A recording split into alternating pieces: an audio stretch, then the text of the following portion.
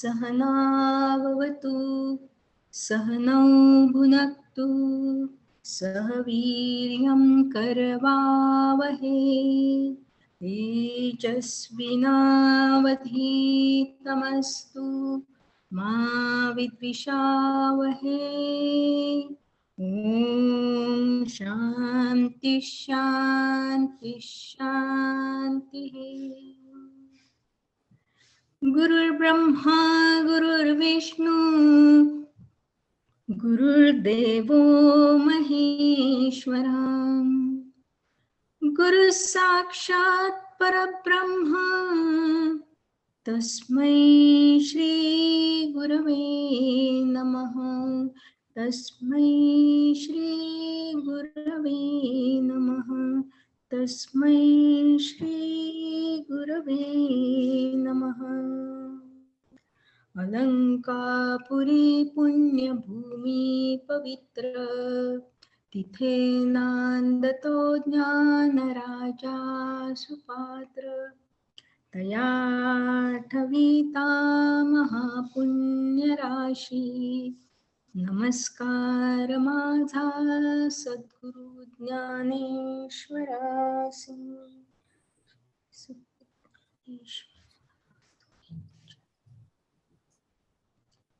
नमस्कार मंडळी, आपण 18व्या अध्यायावर आहोत आणि आजचा गोषवारा कोण वाचते?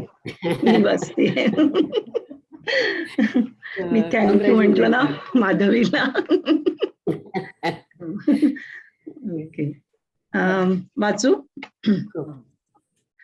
मागच्या आठवड्यात आपण 18व्या अध्याय, ज्याला सर्व गीतार्थ संग्रह योग म्हटले आहे, त्यातील श्लोक 2 ते 9 व ओव्या 98 ते 211 वाचल्या. यातील दुसरा श्लोक अतिशय महत्वाचा आहे, कारण भगवंतांनी यात त्याग व संन्यास यातील सूक्ष्म भेद स्पष्ट करून सांगितला आहे. काम्य व निषिद्ध कर्मांचा त्याग म्हणजे संन्यास व सर्व कर्मांच्या फलांचा त्याग म्हणजे त्याग, हे समजावून सांगताना माऊलींनी विहित, नित्य, नैमित्तिक व काम्य कर्मे या सर्वांची उदाहरणे देऊन संन्यास व त्याग खूप डिटेलमध्ये समजावून सांगितले आहे. काम्य कर्मे म्हणजे मनात कामना ठेवून केलेली कर्मे, ती मात्र अजिबात टाकावीत. अनेक व्रत, अश्वमेधाधिक यज्ञासारखे यज्ञ ही काम्य कर्मे आहेत. या काम्य कर्मात कर्मफळ भोगावयास लावण्याचे सामर्थ्य असते. म्हणून भगवंत अर्जुनाला सांगतात, पोटात गेलेले विष जसे ओकून टाकावे, त्याप्रमाणे जे काम्यकर्म आहे त्याचा साधकांनी त्याग करावा. एखाद्या वेळी इच्छा नसतानाही चुकून काम्यकर्मे घडलं तर त्याचे फळ इच्छा असो वा नसो ते भोगावेच लागते. म्हणून मुमुक्षेने ही काम्यकर्मे चुकून सुद्धा करू नयेत व त्याचा संन्यास घ्यावा. माऊली सांगतात, विहित, नित्य व नैमित्तिक कर्मे ही आपल्याला करावीच लागतात, पण त्याच्या फळांची इच्छा करू नये व ती ईश्वरास अर्पण करावीत. नैमित्तिक कर्मे म्हणजे अतिथी घरात आल्यावर आदर सत्कार करणे किंवा श्राद्धासारखी कर्मे. वसंत ऋतूत सर्व वन हिरवेगार होते, तारुण्यावस्थेत शरीर छान दिसते. या सर्व उदाहरणात जे मुळात असते ते अजून विस्ताराला पावते व बाहेरून कुठून येत नाही, त्याप्रमाणे नित्यकर्म असते. त्यालाच काही कारणाचे नियम प्राप्त झाले असता ते वाढते. मग त्या नित्यकर्माला नैमित्तिक कर्मे म्हणतात. नित्यकर्म म्हणजे सकाळी, दुपारी, संध्याकाळी करायची कर्म. आणि ती दररोज वाढीला लागतात. माऊली सांगतात, हिणकस सोने अग्नीत पडले की त्यातील मळ नाहीसा होतो आणि कस वाढतो. त्याप्रमाणे नित्यनैमित्तिक कर्माच्या फलाचे आहे. कारण ही कर्मे केल्याने असलेले दोष झडून जातात व आपल्या योग्यतेला अधिक उजाळा मिळतो. व ही कर्म करणारा सद्गती प्राप्त होते. नैत्यनैमित्तिक कर्माच्या ठिकाणी हे एवढे मोठे फळ असले तरी त्याचा त्याग करायचा असतो. ज्ञानदेव महाराज सांगतात, या कर्माच्या फलास वांतीप्रमाणे म्हणजे उलटीप्रमाणे मानावे. या कर्मफल त्यागाला त्याग असे म्हणतात व अशा रीतीने त्या पुरुषास आत्मज्ञान आपोआप शोधित येते. 3ऱ्या व 4थ्या श्लोकात काही पंडित कर्म बंधनकारक असल्याने कर्माचाच त्याग करावा व कर्म वाईट आहे असे म्हणतात, तर काही जण चित्त शुद्ध करणारी कर्मे जरूर करावीत असे म्हणतात. अशा भिन्न मतांमुळे होणारा घोटाळा मिटेल व ठाम निर्णय लागेल असे 3 प्रकारचे त्याग श्री भगवंत मुमुक्षूला संसार बंधनातून सुटण्यासाठी उपयोगी पडतील असे समजावून सांगायचे ठरवतात. 5व्या श्लोकात यज्ञ, दान, तप वगैरे आवश्यक कर्मे आहेत, ती कर्मे टाकू नयेत. तर ही कर्मे फलेच्छा टाकून म्हणजे केली तर चित्तशुद्धी होते.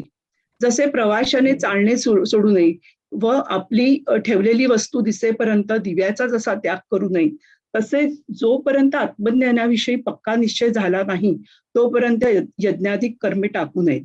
माऊलीने हे सांगताना दिलेला उपमा खूप छान आहे. नदीत बुडणाऱ्याचे रक्षण करण्यास जशी नदीच धावून येते, मारक जे विष ते औषध रूपाने दिले तर मरत असलेल्या मनुष्याला जसे वाचवते, तशी ही बांधणारी जी कर्मे त्या कर्मांनीच मुमुक्षूला कर्मबंधनापासून सोडवतात व नैष्कर्म्य स्थितीत म्हणजे निलिमाताईंनी सांगितल्याप्रमाणे आत्मसाक्षात्काराच्या स्थितीत पोहोचण्यास मदत करतात.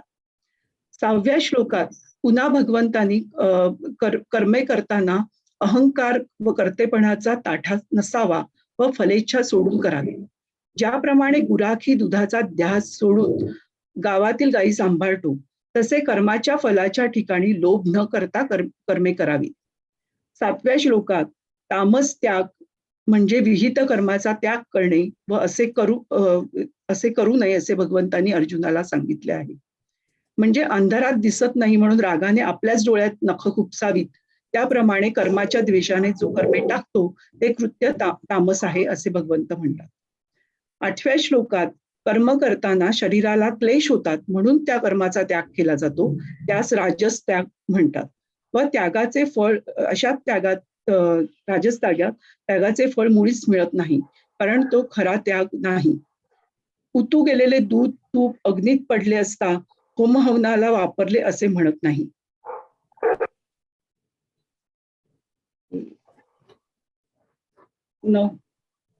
नवव्या श्लोकात कर्तव्य म्हणून जे नित्यकर्म आसक्ती फलाकांक्षा सोडून केले जाते त्याला सात्विक त्याग म्हणतात. या सात्विक त्यागाला मोक्षरूपी मोठे फल येते. तो हा त्यागरूपी श्रेष्ठ वृक्ष आहे.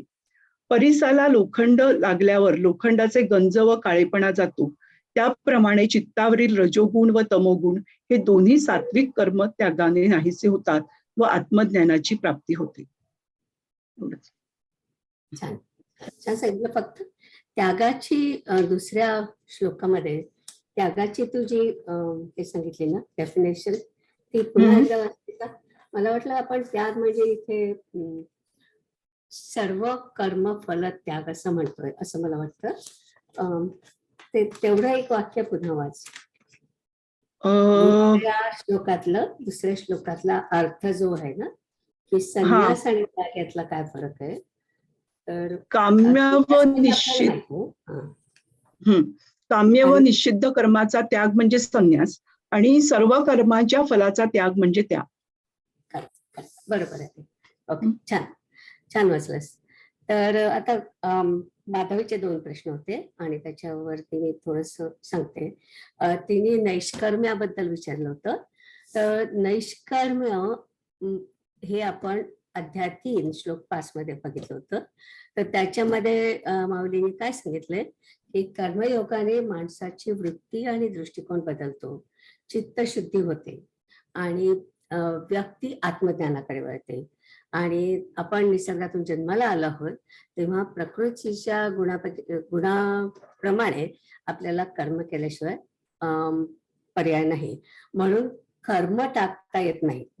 पण जेव्हा माणूस संन्यास घेतो किंवा जेव्हा त्या दिशेने जातो, मी जसं म्हटलं होतं आत्मज्ञानाच्या बद्दलचं, तर जेव्हा माणूस संन्यास जातो, एक तदात्मानंदांचं एक छान पुस्तक आहे, रोर ऑफ गँजेस, आणि त्याच्यामध्ये तदात्मानंद हे न्यूजर्सीत आहेत आणि म्हणजे त्यांचे क्लासेस पण होतात. आणि त्यांनी काय केलं की अमेरिकन आहेत, ते कॅलिफोर्नियामध्ये राहायचे, सॉफ्टवेअर इंजिनियर. आणि जेव्हा स्वामीजी तिकडे गेले होते कॅलिफोर्नियात, तेव्हा ते स्वामीजींच्या बरोबर खूप हिंडले आणि नंतर जवळजवळ 12-13 वर्ष ते इंडियात राहून आले. आणि स्वामीजी जिथे जायचे तिथे ते हिंडून स्वामीजींना सतत प्रश्न विचारायचे आणि त्यांनी मग शेवटी संन्यास घेतला. तर त्यांची ही जी प्रोसेस आहे की इकडे गेलो, म्हणजे त्यांचं लग्न झालेलं होतं वगैरे सगळं होतं, मुलं नव्हती पण लग्न झालेलं होतं, छान जॉब होता सॉफ्टवेअर इंजिनिअरिंग मध्ये, ते सगळं सोडून त्यांनी संन्यास घ्यायचा ठरवलं. आणि त्याच्यामध्ये त्यांनी संन्यासाच्या वेळी काय काय करावं लागतं ते सांगितलंय. तर तेव्हा सगळं सोडून द्यायचं असतं. आणि सगळं सोडायचं म्हणजे काय, संन्यासाला जसं आपण म्हणतो नित्यकर्म आणि नैमित्तिक कर्म, ते पण त्यांना अपेक्षित नसतं करायचं. म्हणजे समजा संन्यासाची आई गेली किंवा वडील गेले तरी त्याला सुतक वगैरे सोयरसुतक काही नसतं. ती जी कर्म असतात ती सुद्धा त्यांनी टाकलेली असतात. आणि कारण त्यांनी काही केलं तरी पण त्याचं फळ त्याला चिकटत नाही. आणि म्हणून तो जे समजा त्याने ते कामं केलीत तरी पण त्याला त्याची फळ चिकटत नाही. किंवा तो जेव्हा हे सगळं करतो तेव्हा त्याने केलेलं असं जे कर्म आहे, जे म्हणजे करायला पाहिजे पण नाही केलं, त्या सगळ्यांना नैष्कर्म असं म्हणतात. म्हणजे कर्म आहे पण ते करूनही न केल्यासारखं असतं, म्हणून त्याला नैष्कर्म म्हणतात. आणि त्याची जी अवस्था आहे त्याला नैष्कर्म्य आपण जो शब्द वापरतो तो आपण घेतो. तर मग याच्यामध्ये त्यांना पाप पुण्य चिकटत नाही आणि म्हणजे कर्म करून न केल्यासारखं असतं. तर अशा प्रकारे त्यांनी नैष्कर्म्य सांगितलंय. आणि तदात्मानंदाने सांगितलं की आपल्याला किती सोडावं लागतं संन्यास घेताना, की म्हणजे कपड्यापासूनच सोडावं लागतं, की नदीत जायचं, कपडे काढायचे आणि ते कपडे टाकून द्यायचे आणि मग काठावर आल्यावर गुरुजी तुम्हाला नवीन नाव देतात, आणखी नवीन कपडे देतात आणि तेव्हापासून तुमचं ते नवीन नाव जे काय असेल ते त्याने तुम्ही ओळखला जातात. तर तुम्ही नाव पण टाकता, स्वतःचं जुनं जे नाव असेल ते, आणि तुमच्या त्या नावाच्या अनुषंगाने तुम्हाला जे काही कर्म अपेक्षित आहे, नित्यकर्म सुद्धा, म्हणजे बायकोची काळजी घ्यायची किंवा मुलांची काळजी घ्यायची, ही सगळी असतात, ती सुद्धा तुम्हाला सोडता येतात. आणि ती जी अवस्था असते ती नैष्कर्म्य अवस्था. तर त्याच्यात त्यांनी एक पण छान सांगितलं की असं असतं ना की समजा तुम्ही संन्यास घेतला, संन्यास घ्यायच्या पूर्वी तुमचे जे गुरु असतात त्या गुरुंनी ते अप्रूव्ह करावं लागतं की तुमचा या व्यक्तीला संन्यास द्यायचा की नाही. तर त्याच्यात 1-2 उदाहरणं त्यांनी छान दिली आहेत की एक गृहस्थ होते, त्यांना संन्यास घ्यायचा होता आणि म्हणजे तदात्मानंदांबरोबरच त्यांना संन्यास घ्यायचा होता. पण एक तिथे छान दिसणारी बाई आली होती, बाई म्हणजे ती पण स्वामिनीच होती पण ती तिथे आली होती. तर या माणसांचं सगळं चित्त त्या बाईमध्ये होतं.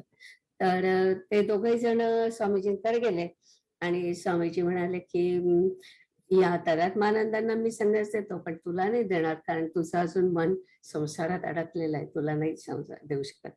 नंतर एक गृहस्थ होते, त्यांची बायको आणि मुलगा होता, तर त्यांची परवानगी घ्यावी लागते. म्हणजे तुम्हाला जर का संसार असेल तर संसारातल्या सगळ्यांची परवानगी घ्यावी लागते तुम्ही संन्यास घेण्यापूर्वी. तर ती संन्यास घेण्यापूर्वीची जी परवानगी असते ती जर का बायकोनी दिली नाही किंवा मुलांनी दिली नाही तर तुम्हाला संन्यास घेता येत नाही. आणि मग म्हणजे तुम्ही तरी पण कर्मात अडकलेलेच असता. तर अशा प्रकारे ती जी प्रोसेस आहे नैष्कर्म्याची ती संन्यासामध्ये जास्त क्लिअर आहे. पण जनरल नियम असा आहे की ज्या कर्माचं करून न केल्यासारखं असतं ते नैष्कर्म्य. ओके. आता दुसरा तिचा प्रश्न होता कर्मत्याग. आता आधी मी म्हटलं सुरुवातीला तेव्हा काही कर्म तुम्हाला टाकता येत नाही. आता तुम्ही माणसाच्या जन्माला आलाय तर खाण्याचं कर्म टाकता येतं का नाही, पिण्याचं कर्म टाकता येतं का नाही, बाकीचे आपल्या रोजचे व्यवहार टाकता येतात का, तर नाही. पण तुम्हाला काय करायचं, रमण महर्षींची गोष्ट माहिती आहे. रमण महर्षींनी सगळंच टाकलं होतं आणि ते गुहेत जाऊन बसले होते आणि इतका वेळ बसले होते की सगळे त्यांचे म्हणजे कातडी सुद्धा मुंग्यांनी खाल्ली होती. इतक्या वेळ ते त्या गुहेत बसले होते रमण महर्षी. तर त्यांनी सगळंच टाकलं होतं. तर कर्म टाकता येत नाही जनरल नियम म्हणून ठीक आहे. पण काही लोक जे पूर्णच त्याच्यामध्ये असतात, आत्मसाक्षात्कारी लोक जे त्यांचं फक्त तेवढंच करायचं काम असतं, पूजा म्हणजे जे काय ते मेडिटेशन करतात ते, तर त्यांनी टाकलेलं असतात कर्म. पण ऍज म्हणजे नेहमीच तुम्ही म्हणाल की मला रोजचे कर्म टाकता येतात का, तर नाही. आणि नित्य आणि नैमित्तिक कर्म सुद्धा टाकू नये असं म्हणतात, कारण त्याच्यामधून सुद्धा पुण्य जमा होऊ शकतं. म्हणून असं म्हणतात की नित्य आणि नैमित्तिक कर्म जर तुम्ही सतत करत राहिले आणि जर का निष्काम भावनेने केली, आपण म्हणतो तसं फळाची अपेक्षा न करता केली, तर तुम्हाला पुण्यात्म्यासारखंच पुण्य मिळू शकतं. आणि काम्य कर्म टाकायची का, तर यस, काम्य कर्म टाकू शकता तुम्ही, त्याचा कर्माचा त्याग संन्यासी करतात. आणि नंतर मग हा स्वतःच मी म्हटलं तसं स्वतःचे विधी करणे आणि जेवण हे कोणालाच टाकता येत नाही. आणि पण आपण हे जे रोजचे व्यवहार करतो ना, जसे पाखरांचे किंवा पशु पक्ष्यांचे जे व्यवहार असतात, त्या व्यवहारांमध्ये पाप पुण्य काहीच नसतं. म्हणजे तुम्ही म्हटलं आता मी जेवलं तर मला पुण्य मिळेल का, नाही. मी नाही जेवलं तर पाप मिळेल का, नाही. असं काही होत नाही. तर हे जे आपले रोजचे व्यवहार असतात त्याला पापही नसतं पुण्यही नसतं. म्हणून मग ते व्यवहार म्हणजे त्याला काही तुम्ही टाकले का नाही टाकले का त्याच्यामध्ये विशेष काही फरक पडणार नाही, असं म्हणजे असं आपल्या शास्त्रात लिहिलंय. ओके माधवी, ठीक आहे दोन्ही प्रश्नाचं.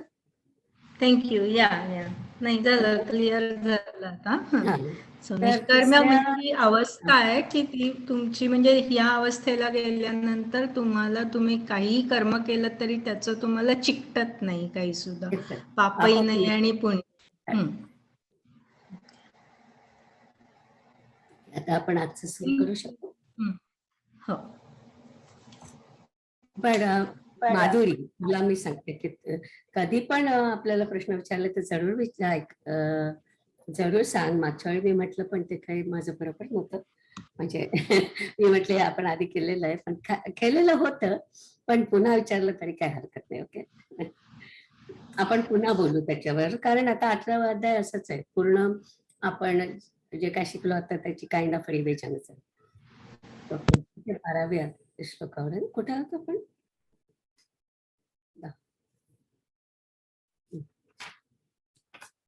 कोण वाचतंय?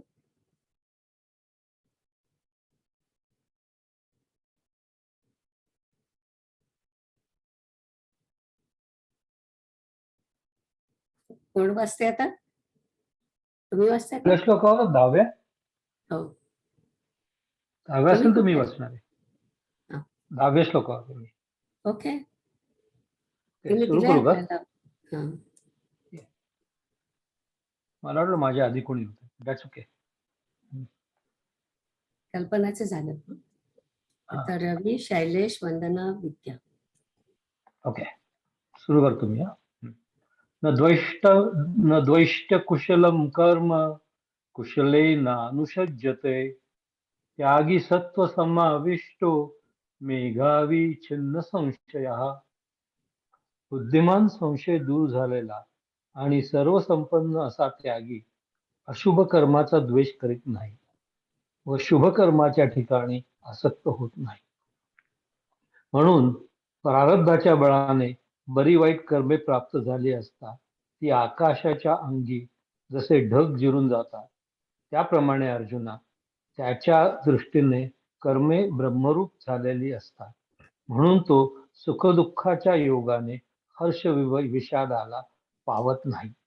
त्याने शुभ कर्म जाणावे व मग ते आनंदाने करावे अथवा अशुभ कर्म जाणावे व मग त्या अशुभ कर्माचा द्वेष करावा ना, तर जागे झाल्यावर स्वप्नातील सुखदुःखे ही दोन्ही जशी मिथ्याच असतात, त्याप्रमाणे अशा या शुभाशुभ कर्माविषयी त्याच्या ठिकाणी कोणतीच भ्रांती नसते.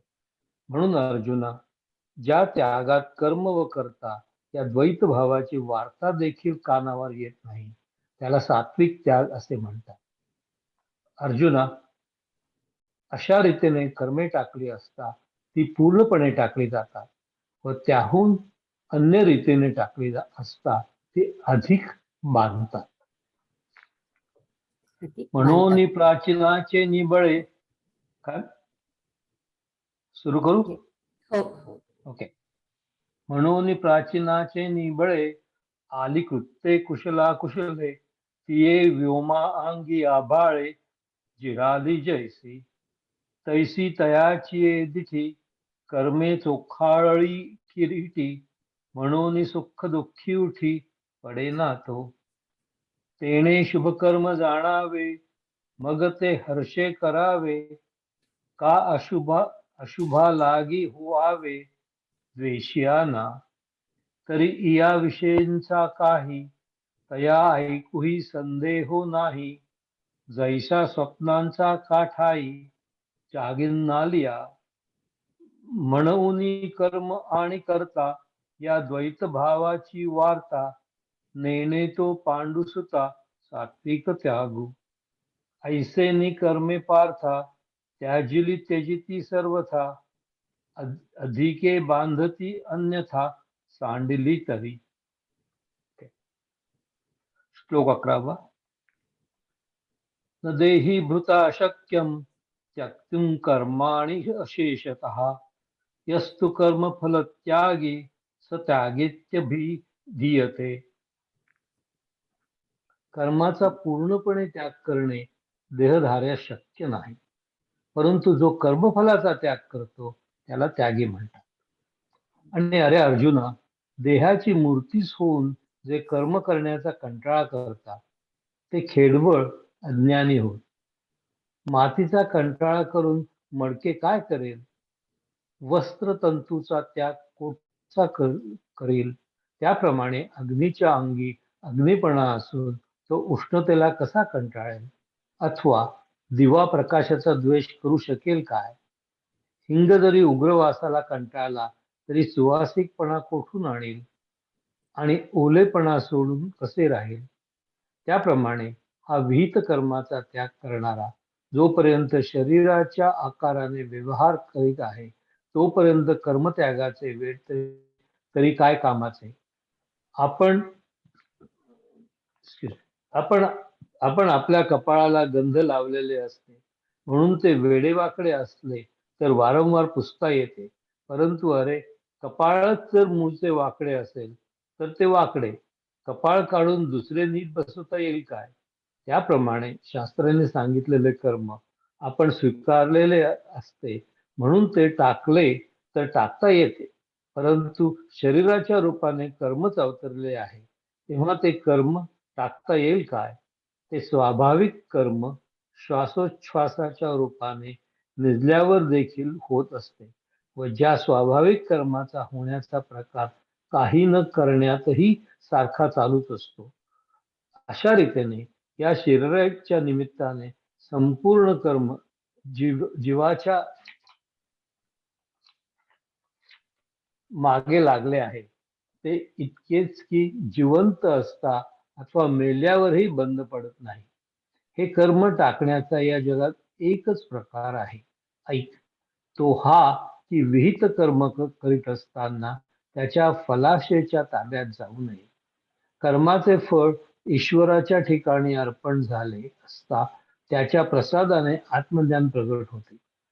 त्यावेळी ज्याप्रमाणे दोरीच्या ज्ञानाने सर्पाचा भ्रम नाहीसा होतो, त्याप्रमाणे त्या आत्मज्ञानाने अज्ञानासह कर्माचा नाश होतो. अर्जुना, असा जेव्हा कर्माचा त्याग केला जातो तेव्हाच त्याग केला असे होते. म्हणून जगामध्ये जो या प्रकाराने कर्म करणारा असेल त्याला आम्ही त्यागी मानू. याहून इतर त्याग म्हणजे रोग्याला मूर्छा आली असता रोगी विसावा घेतो आहे असे म्हणण्यासारखे होय. त्याप्रमाणे एका कर्माच्या ठिकाणी दुःख आले असता तो दुसऱ्या कर्मात विसावा घेण्यास पाहतो. हे त्याचे करणे म्हणजे जसा दांडक्याचा मार बुक्क्याच्या मारावर घालवावा तसे आहे. परंतु आता हे जास्त बोलणे राहू दे. ज्याने कर्माच्या फलाचा त्याग करून कर्मच नैष्कर्म स्थितीला नेले तोच त्रैलोक्यातला खरा खरा त्यागी होय.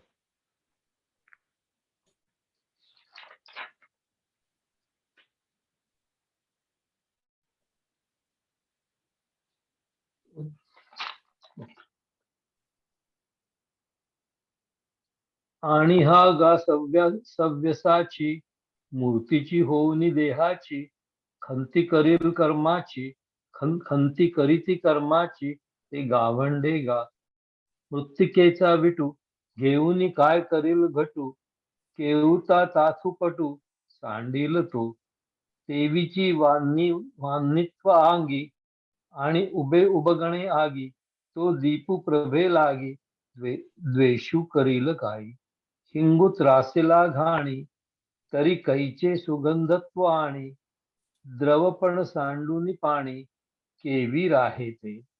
तैसा शरीराचे नि आभासे नांद तू जव असे तव कर्मत्यागाचे पिसे काहीसे तरी. आपण लाविजे टिळा म्हणून पुसो ये वेळोवेळा मा घाली फेडी निडळा का करू येगा. तैसे विहित स्वये आदरिले म्हणून त्यजू ये त्याजिले परी कर्मची देह आतले ते का सांडे. जे श्वासोच्छ्वासवारी होत निजे लियाही वरी काही न करणेची परी होती जयाची. या शरीरेचे निमिसके कर्मची लागले ते आसिके सीता मेलया न ठाके या रीती. यया कर्माते सांडिती परी एकीची ते अवधारी जे करिता न जाई जे हारी फळाशेची हे. कर्मफळ ईश्वरी अर्पे तत्प्रसादे बोधू उद्दीपे तेथ रज्जु ज्ञाने लोपे व्याळ शंका. तेणे आत्मबोधेत तैसे अविद्येसी कर्मनाशे पार्थ्यात त्यजिजे जे ऐसे ते त्याजिले होय. म्हणून या परी जगी कर्मे करिता मानु त्यागी येर मूर्छने नाव रोगी विसावा जैसा. तैसा कर्मिशिणे एकी की विसावो पाहे आणि की दांडे याचे घाय बुकी धाडणे जैसे. परी हे असो पुढती तोची त्यागी त्रिजगती जेणे फळ त्यागे निष्कृती नेले कर्म.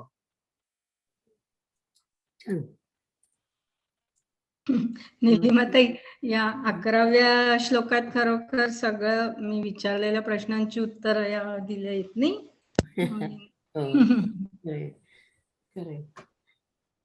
आता कोण वाचते? शैलेश आला का? शैलेश. त्याने 2 लावले आहेत म्हणून म्हटलं. आलास का शैलेश? आय थिंक मगाशी दिसला होता. शैलेश आहे ना तू? म्यूट वर आहेस का? त्याचे 2 आहेत. त्याने आयफोन पण लावला आणि हे लावलंय. हो, म्यूट वर आहे तो. नाही, अलका आणि शैलेश 2 दिसतोय. पण शैलेश तुझा आवाज येत नाहीये.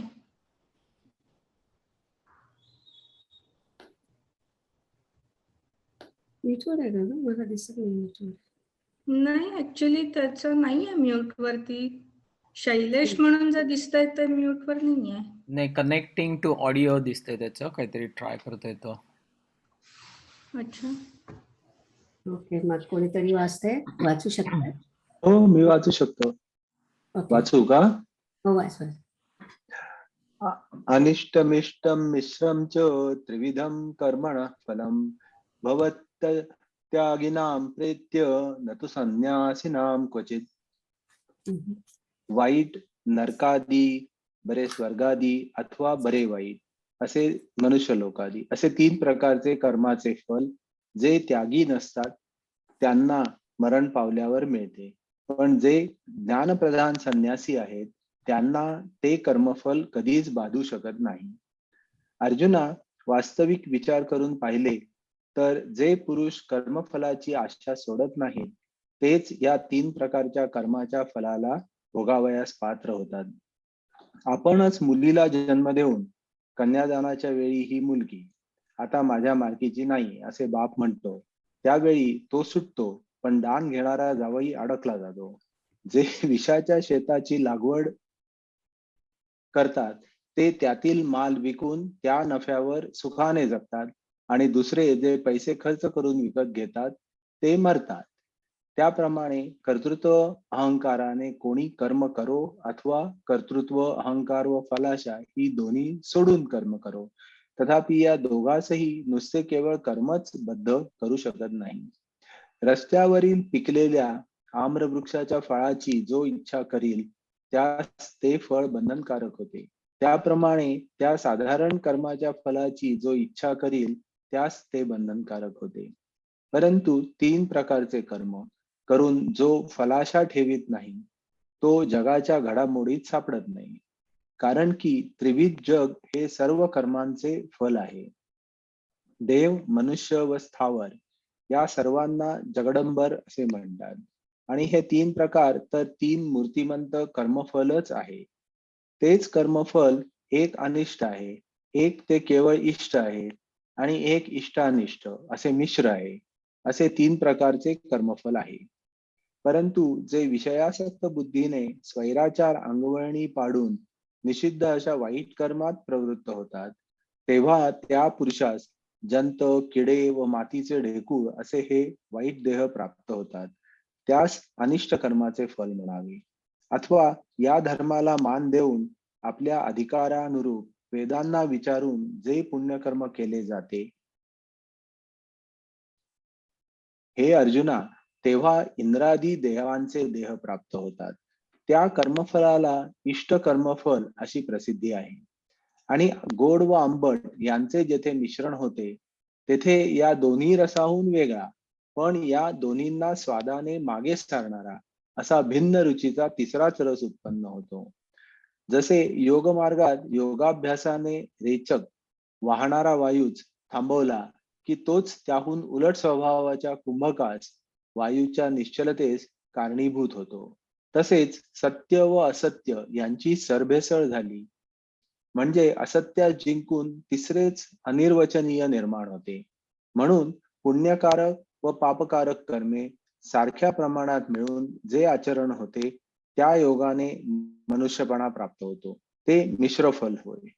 याप्रमाणे या 3 प्रकारच्या रीतींनी जगामध्ये कर्मफळ मांडलेले आहे आणि जे भोगाच्या आशेत सापडले आहेत त्यांना हे कर्मफल सोडित नाही. जिभेची रुची जसजशी वाढत जाते तसतसे जेवताना गोड वाटते,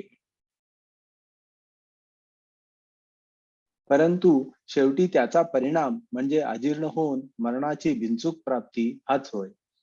जेथपर्यंत अरण्य लागले नाही तेथपर्यंत संभावित चोराची मैत्री चांगली व जोपर्यंत वेश्येचा अंगस्पर्श झाला नाही तोपर्यंतच वेश्या चांगली.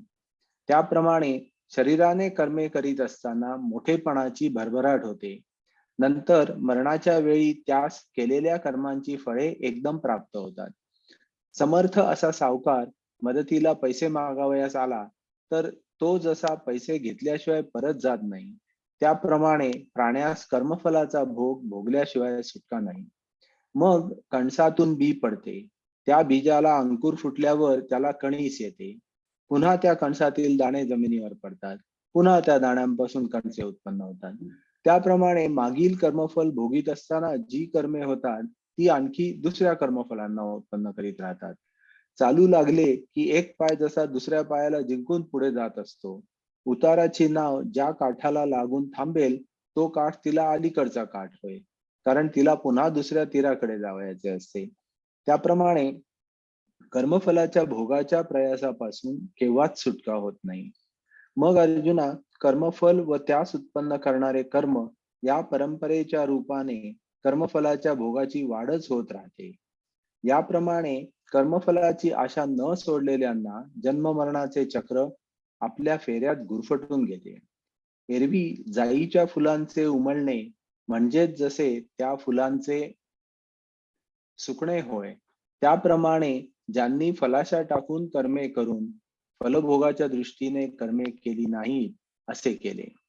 बियांचे धान्य जेव्हा पोटगीस खर्च होते तेव्हा वाढणारा शेतकीचा उदीम नाश पावतो. त्याप्रमाणे कर्मफलाचा त्याग करून ज्यांनी कर्माचे काम म्हणजे फलाची वाढ संपवून टाकले आहे, तेव्हा त्यांना अंतःकरण शुद्धीचे सहाय्य मिळून त्यावर श्री गुरूंच्या कृपेचा अमृतमय वर्षाव झाला. म्हणजे भरभराटीला आलेल्या बोधाच्या जोरावर भेदामुळे उत्पन्न होणारी दीनता फारच हटते. जगताची प्रतीती होण्याच्या निमित्ताने जे 3 प्रकारच्या कर्माचे फळ स्फुरते ते ज्यावेळी नाहीसे होते त्यावेळी स्वाभाविकपणेच भोक्ता व भोग्य हे सर्व प्रकार तेथे पार मावळलेले असतात. हे वीरश्रेष्ठ अर्जुना, ज्यांना हा ज्ञानप्रधान संन्यास अमृत म्हणजे हे ऐकू 60 येते? नाही, एक 260 पर्यंत होतं वाचायचं हो, आपल्याला. अच्छा अच्छा. हो, त्यानंतर ओके ओके. मी आता इकडे येतो. तर आता मग ओव्या वाचायचे. आलाय का हा? हो, मी आहे मगासपासून. सॉरी, माझं ते हो. मायक्रोफोन इन्स्टॉल केलंय. मी ओके. काय मग तुला बोलू? ओव्या म्हणायच्या आहेत का? वाचतोयस का ओव्या? मी वाचू शकतो. हा, वाचू शकतो. Okay okay. हे ना, एरवी ते तरी धनंजया तिथपासून ना. हम्म. एरवी तरी धनंजया त्रिविधा कर्मफळा गा यया समर्थते की भोगावया जेन सांडी तिची आशा. आपणची वियुती दुहिता की न मम म्हणे पिता तो सुटे की प्रति ग्रहिता जावाई शिरके. विषाचे आगरही वाहती ते विकता सुखे लाभे जिती येर निमाले जे घेती वेंचोनी मोले. तैसे करता कर्म करू अकर्ता फळाशा न धरू येथ न शके आवरू दोघात तेही कर्म. वाटे पिकलिया रुखाचे फळ अपेक्षित तयाचे तेवी साधारण कर्माचे फळ घे तया. परी करुनी फळ नेघे तो जगाचा कामी न रिघे जे त्रिविध जग अवघे कर्मफळ हे. देव मनुष्य स्थावर यया नाव जगडंबर तरी हे तव त्रिप्रकार कर्मफळ पै. तेची एक गा अनिष्ट एक ते केवळ इष्ट आणिक एक इष्टानिष्ट त्रिविध ऐसे. परी विषयमता बुद्धी आंगी सुनी अविधी प्रवर्तती जे निषिद्धी कुव्यापारी. तेथ कृमी कीटक लोष्ट ते देह लाहती निकृष्ट तया नाम ते अनिष्ट कर्मफळ. का स्वधर्मा मानू देता स्वाधिकारू पुढा सुता सुकृत किजे पुसता आमना याते. ते सॉरी तेई इंद्रादिक देवांची देहे लिहिजती सव्यसाची तया कर्मफळा इष्टाची प्रसिद्धी गा. आणि गोड आंबट मिळे तेथ रसांतर फरसाळे उठी दोही वेगळे दोही जिणते. रेचकुची योग वशे होय स्तंभावया दोषे तेवी सत्यासत्य समरसे असत्य जाणीजे. म्हणून समभागे शुभाशुभे मिळोनी शुभाशुभे मिळोनी अनुष्ठानाचे उभे तेने मनुष्यत्व लाभे. तेने मनुष्यत्व लाभे ते मिश्र फळ. ऐसे त्रिविध यया भागी कर्मफळ मांडलेसे जगी हेन संडी तयासी भोगी से सुदले आशा. येथ जीवेचा हातू फाटे तव जेविता वाटे गोमटे परिणामी शेवटे अवश्य मरण. सवच्चोर मैत्री चांग, जवन पविजे ते दांग, सामान्य भली आंग न शिवे जव. तैसी कर्मी करिता शरीरी, लाहती महत्वाची फरारी, पाठी निधनी एकसरी पावती फळे. समर्थे आणि ऋणिया, मागो आला बाईनिया, न लोटे तैसा प्राणिया, पडे तो भोगू. मग कणिसौनी कणू झडे, तो विरुडला कणिसा चढे, पुढती भूमी पडे पुढती उठी. तैसे भोगी जे फळ होय, ते फळांतरे वित जाय, चालता पावो पाय, जिळीजे जैसा. उताराची सांगडी, ठाके ते ऐलीच थडी, देवीन मुखीजती बोडी, भोग्याची. पै साध्य साधन प्रकारे, फळ भोगू तोगा पसरे, एव गोविले संसारे अत्यागी ते. येरी जाईची या फुलाक फांकणे, त्याचे नाम जैसे सुकणे, तैसे कर्म मिशेन करणे केले जिही. बीजची वरोसी वेंचे, तै वाढती कुळवाडी खाचे, तेवी फळत्यागे कर्माचे सारिले काम. ते सत्वशुद्धी सहाकारे, गुरु कृपा मृत तुषारे, सासिन्नलेनी बोधे वोसरे, द्वैत दैन्य. तेव्हा जगधा भास मिशे, स्फुरे ते त्रिविध फळनाशे, येत भोगता भोग्य अपैसे, निमाले हे. छान. आता विजयाताई वाचतात ना? कोण वाचतं? मी वाचते. हा. आणि हे वीरश्रेष्ठ अर्जुना, ज्यांना हा ज्ञानप्रधान संन्यास कर्मत्याग साधला, ते कर्मफल भोगाच्या जन्म मरणाच्या त्रासातून मुक्त झाले. आणि त्या कर्मत्यागाने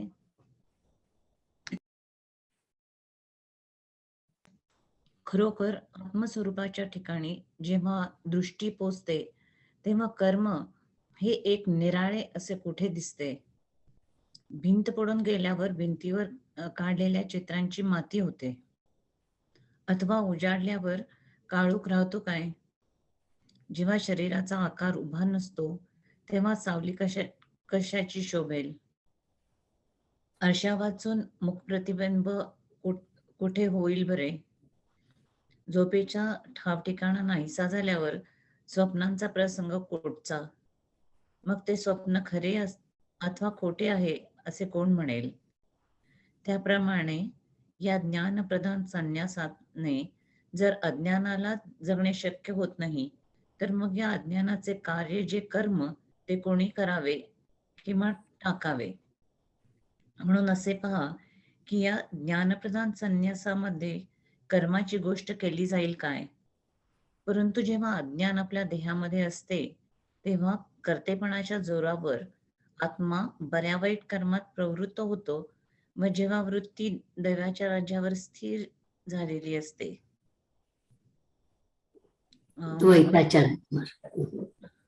मर्मज्ञ अर्जुना, त्या वेळेलाही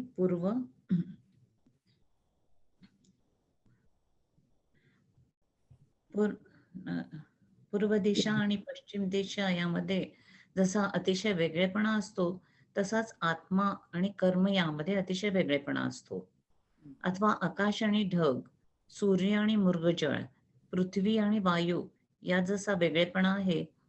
नदीचे पाणी अंगावर घेऊन खडक नदीमध्येच असतो, परंतु नदी व खडक यामध्ये अतिशय फरक असतो, हे तुला ठाऊक आहे. पाण्याच्या अगदी जवळ गोंडाळ असेल का, परंतु गोंडाळ हे पाण्याहून केव्हाही वेगळेच आहे. दिव्याच्या संगतीला असल्यामुळे त्या दिव्यातील काजळीला दिवा म्हणता येईल काय.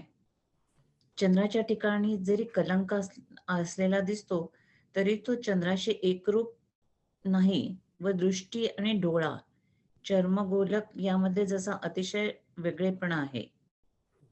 अथवा वाट आणि बाटेने जाणारा, नदीचे पात्र आणि पात्रात वाहणारे पाणी, आरसा व आरशात पाहणारा यांच्यामध्ये जितका विलक्षण फरक आहे. अर्जुना, तितक्या मानाने आत्म्याहून कर्म वेगळे आहे, परंतु अज्ञानामुळे आत्म्याच्या ठिकाणी कर्म भासते, ते खरोखर असे आहे. कमलिनी आपल्या प्रफुल्लित होण्याने रवीचा उदय झाल्याचे सुचवते व परागातील सुगंध भुंग्याहून भोगविते. कमलिनीकडून त्या क्रिया झालेल्या दिसतात, परंतु ती तर आपल्याकडून काही न करता सरोवरात स्तब्धच असते. हे सर्व सूर्यच करतो आणि त्याचेच ते कर्तृत्व मात्र कमलिनीच्या ठिकाणी दिसून येते. पुन्हा पुन्हा तुला असे सांगतो की याप्रमाणे आत्म्याच्या ठिकाणी दिसणाऱ्या क्रिया त्या वस्तुतः दुसऱ्या कारणांकडूनच घडून येतात आणि ती कारणे 5 आहेत आणि त्याचे स्वरूप तुला स्पष्ट करून सांगतो.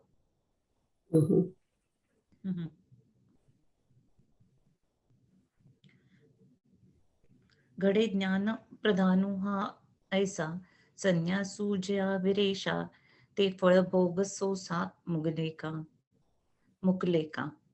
आणि येणे कीर संन्यासे, जे आत्मरूपी दिठी पैसे, ते कर्म एक ऐसे देखणे आहे. पडोनी गेलिया भिंती, चित्रांची केवळ होय माती, की पाहिले या राती अंधारे उरे. जैसे रूपची नाही उभे, ते सावली कायाची शोभे, आरसे न विण बिंबे वदन कैपा. फिटलिया निद्रेच्या ठावो, कैचा स्वप्नासी प्रसावो, मग ते साच का वावो, कोण म्हणे. स्वप्नासी प्रस्ताव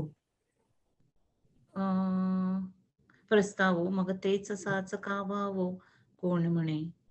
तैसे गा संन्यासे येणे, मूळ अविद्येची नाही जिणे, मातियेचे कार्य कोणे घेपे तिचे. म्हणून संन्यासी हे पायी, कर्माची कोठी किजेल काही, परी अविद्या आपुला देही आहे जैसा का. ते करतेपणाचे निधावे, आत्मा शुभाशुभी धावे, दृष्टी भेदाची रणिवे, रचलीसे जैसे. तैतरी गा सुवर्मा, बीजावळी आत्मया कर्मा, आपडे जैसी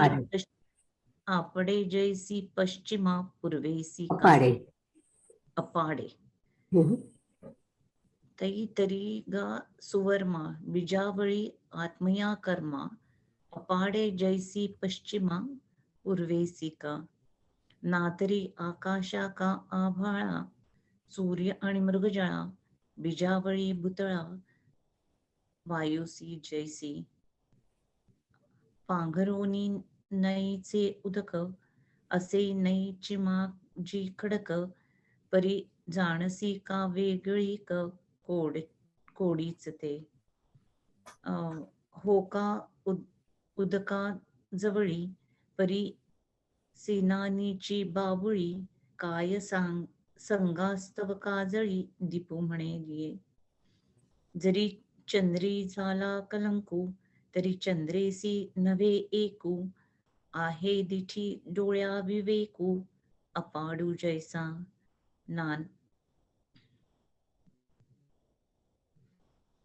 नाना वाटे जातया, बोधाबोधी वाहतया, अरिसा पाहतया, अपाडू जय तुला. पार्थागा तेतुले निमाने, आत्मेनिसी कर्मसिने, परी घेव विजय अज्ञाने, ते की रैसे.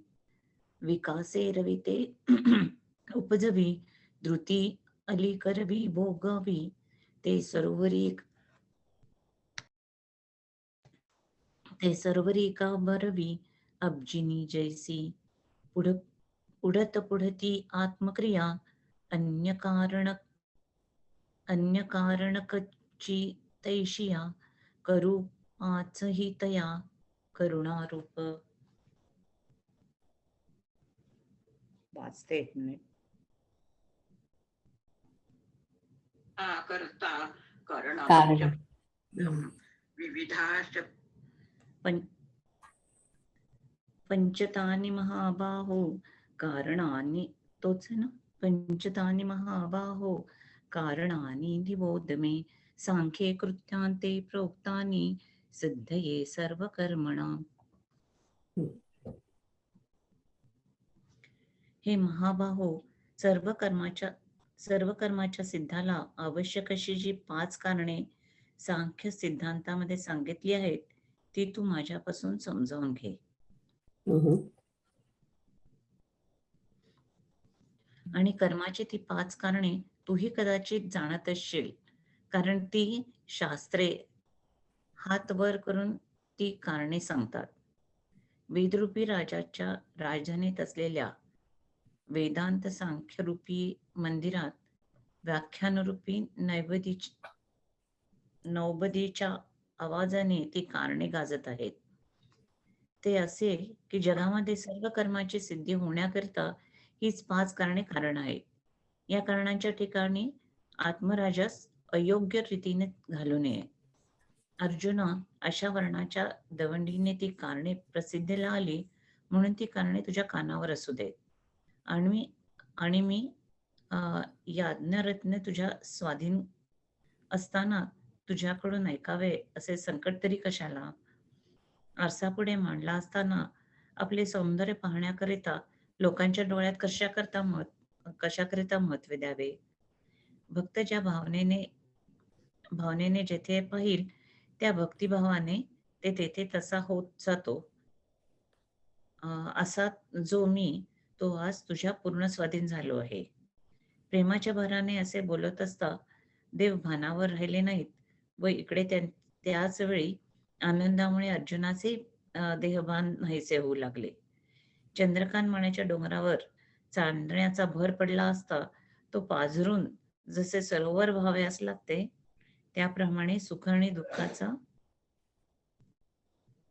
अनुभव अशा द्वैत भावाची भिंत मोडून अर्जुनाच्या आकाराने जेव्हा केवळ सुखच झाले, तेव्हा श्रीकृष्ण सर्व शक्तिमान म्हणून देहभान झाले व मग आनंदात विरणाऱ्या अर्जुनाची त्यांनी मनापासून त्यात देहस्मृतीवर आणण्याची खटपट चालवली.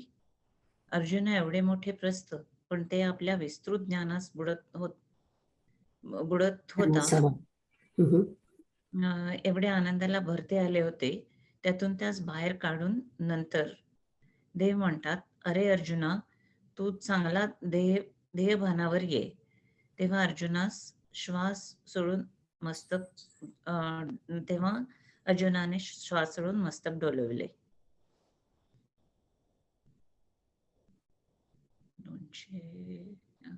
आणि 5ही कारणे तिथे तूही जाणशील विपाये, जे शास्त्रे उभजुनी बाहे बोलती तया ते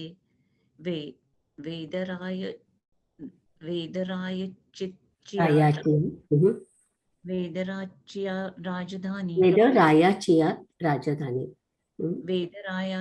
राजधानी सांख्य वेदांतांचा भुवनी निरूपणाचा निशाण ध्वनी गर्जती तेथे.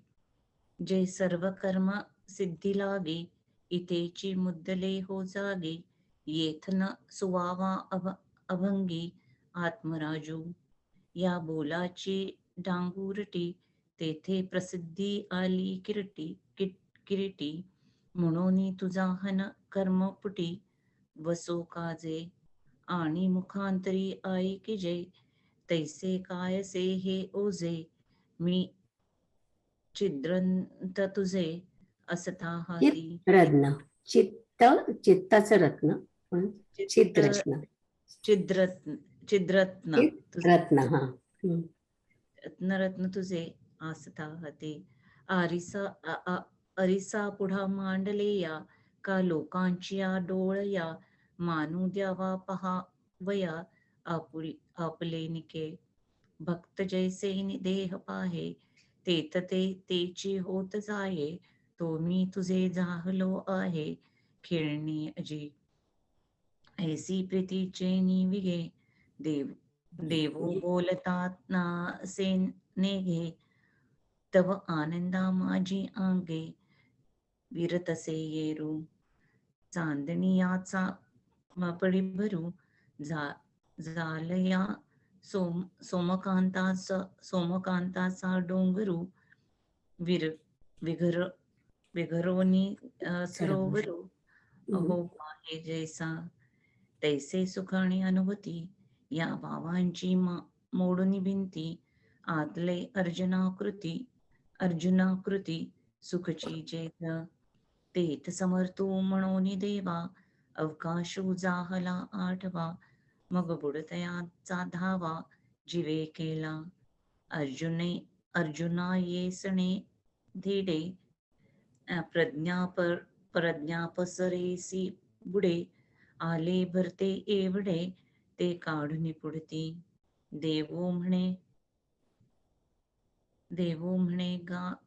म्हणे हा गा पार्था तू आपणे पे देख सर्वता तव श्वासूनी ये रे माता तुकियेला.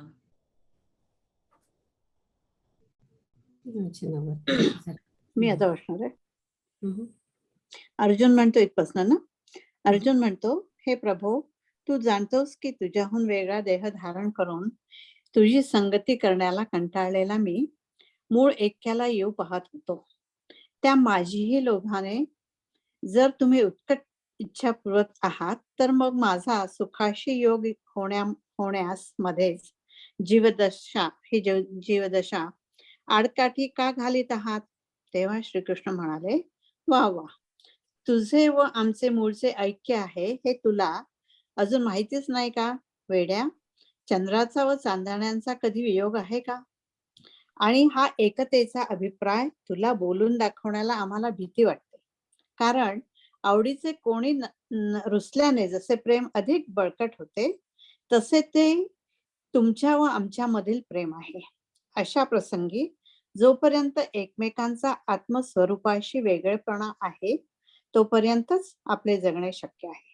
म्हणजे मी एक देव तुला उपदेश करणारा व तू एक भक्त उपदेश ऐकणारा असा द्वैत भावाने असणे शक्य आहे. म्हणून या विषयीचे परमार्थ ऐक्याविषयीचे बोलणे राहू दे. अर्जुना, का आत्म्याहून सर्व कर्म वेगळे आहे हे आता आपण कसे बोलत होतो. त्यावेळी अर्जुन म्हणाला, देवांनी माझ्या मनात असलेला जो चांगला विषय तोच सांगण्यास स्वाभाविकपणे सुरुवात केली आहे.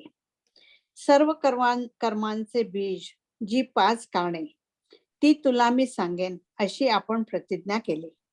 आणि कर्माच्या कारणांशी आत्म्याचा काही एक संबंध नाही हे जे तू बोललास तो माझ्या आवडीचा विषय मला सांग. या अर्जुनाच्या बोलण्यावर विश्वाचे मालक जे श्रीकृष्ण भगवान ते मोठ्या संतोषाने म्हणाले, या गोष्टीविषयी हट्ट धरून बसेल असा मनुष्य कुठे मिळणार आहे. तर अर्जुना, तुला ते खरोखर सोप्या भाषेत सांगता येईल, परंतु या प्रेमाचे तुला कर्जदार व्हावे लागेल. तेव्हा अर्जुन म्हणाला, देवा,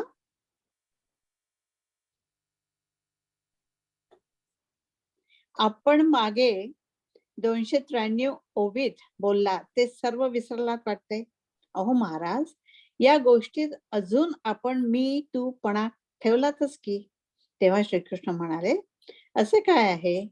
तर जे मी सांगेन म्हणून म्हणालो ते आता अवधानाचा चांगला विस्तार करून ऐका. तर अर्जुना, खरोखरच सर्व कर्मांची उभारणी या 5 कारणांनी आत्मस्वरूपाच्या बाहेरच्या बाहेर होते. आणि ज्या 5 कारणांच्या समुदायाकडून कर्मास सुरुवात होते तीच कारणे हेतू असल्यामुळे ते हेतूही उघड 5 आहेत. या कारणाहून वेगळा जो आत्मा आहे तो अलिप्त असून कर्माच्या उत्पत्तीचे निमित्त कारण अथवा उपादान कारण तो होत नाही, अथवा तो स्वतः कर्म पार पाडण्याच्या कामी सहाय्य करत नाही. ज्याप्रमाणे रात्र आणि दिवस यांचा संबंध नसूनही ती आकाशात उत्पन्न होतात, त्याप्रमाणे आत्म्याच्या ठिकाणी शुभ अथवा अशुभ प्रकारची कर्मे संबंधाशिवाय उत्पन्न होतात. पाणी, उष्णता व वाफ यांचा वायूशी संबंध झाला असता आकाशात ढगांची उत्पत्ती होते, पण आकाशाला तर त्या ढगांच्या उत्पत्तीची खबरही नसते. अनेक लाकडांची नाव तयार होते व ती नावाड्याकडून पुढे ढकलली जाते आणि वाऱ्याकडून चालवली जाते. हा सर्व व्यवहार पाण्यात होतो, पण पाणी त्या सर्व व्यवहाराला केवळ आधारभूत असते.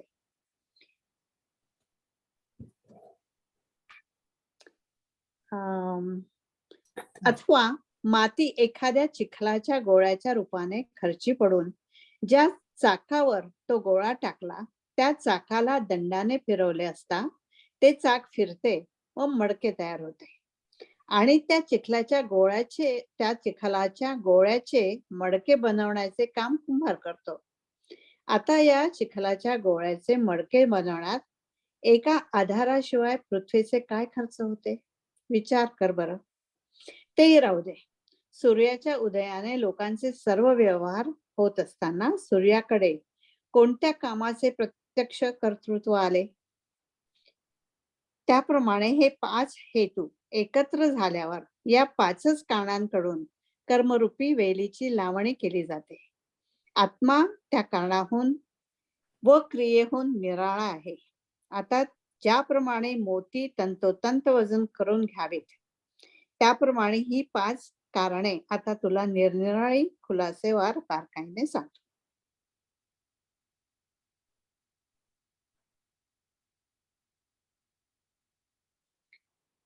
म्हणे जाणसी पासून म्हणे जाणसी दातारा, मी तुझसी व्यक्ती शेजारा, उबगला आरी एकाहारा, येव पाहे. तयासी हा ऐसा, लोभे देतसा जरी लालसा, तरी का जी घालितसा आड आड जीवा. तेथ श्रीकृष्ण म्हणती निखे, अद्यापि नाही मा ठाऊके, वेड्या चंद्रा आणि चंद्रिके न मिळणे आहे.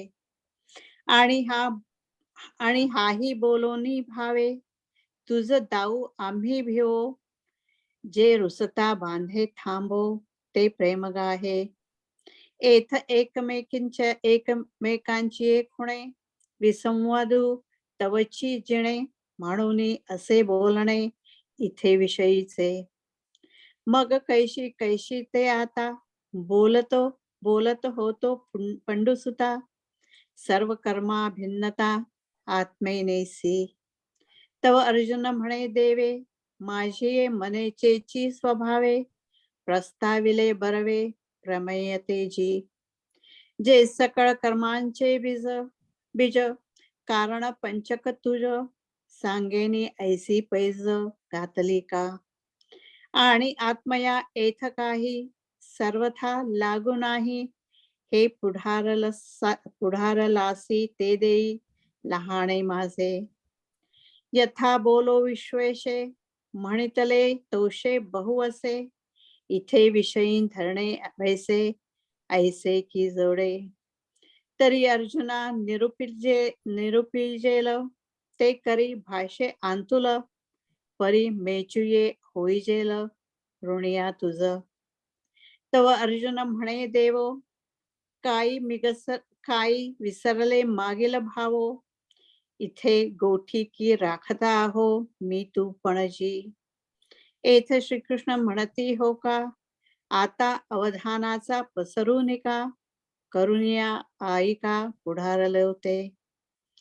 तरी साचची गा धनुर्धरा, सर्व कर्मांचा उभारा, होये बाहेर बहिरा करणी पांचे. आणि पंचकारण दळवांडे, जिही कर्माकारू मांडे, ते हेतू तव उघडे पाच आधी. येर आत्म तत्व उदासीन, ते ना हेतू ना उपादान, ना अंगे करी संवाहन कार्य सिद्धीचे. तेथ शुभाशुभी अंशी, निफजत कर्मे ऐसी, राती दिवो आकाशी जिया परी. तोय तेज धूमो, यया वायुसी संगमो, जालिया होय अभ्रागमो व्योमते नेणे. नाना काष्टी नाव मिळे, ते नावाडेनी चळे, चालविजे अनिळे उदक्षिते साक्षी उदकते साक्षी. का कवणे एके पिंडे, वेचिता अवतरे भांडे, मग भवंडीजे दंडे भ्रमे चक्र. आणि कर्तृत्व कुलालाचे, तेथ काय ते पृथ्वीयेचे, आधारा वाचुनी वेचे विचारी पा. हेही असो लोकांचिया, राहाटी होता आघविया, कोण काम सवितया अंगा आले. तैसे पाच हेतू मिळणे, पाचेची इही कारणे, की जे कर्मलतांची लावणी आत्मासेना. आता तेची वेगळ आली, पाचही विवंचू गाभली, तुकोनी घेतली मोतीये जैसी. छान. आता पुढच्या वेळी सांगतील ते पाच कारण पुढच्या श्लोकात आहेत. कसं आहे का?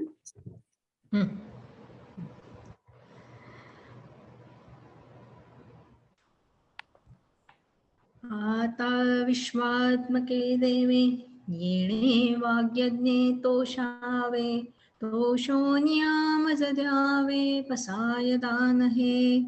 जे फळांची व्यंकटी सांडो, तया सत्कर्मी रती वाढो, भूता परस्परे पडो मैत्र जीवांचे.